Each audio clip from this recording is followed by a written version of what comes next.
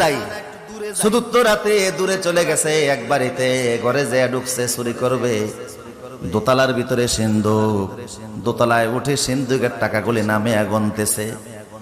গনার সময় দেখে কিছু টাকার উপরে লেখা আছে এটা হালাল টাকা, এই টাকা যাকাত দেওয়া হয়েছে। কিছু টাকার গায়ে লেখা এটা অবৈধ টাকা, এই টাকা যাকাত এখনো দেওয়া হয় নাই।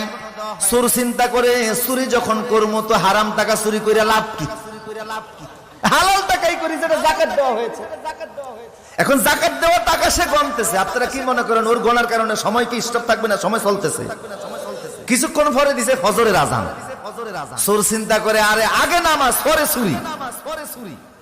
এখন চিন্তা করে নামাজ পড়তে গেলে তো আজান দেওয়া লাগে, আজান ছাড়া আবার নামাজ হয় কি করে? নিজে ঘরের দোতলা দাঁড়িয়ে আজান দেওয়া শুরু করছে। ঘরের দোতলায় কোত্থেকে মুয়াজ্জিন আসলো, আজান দেওয়া শুরু করেছে। তাড়াতাড়ি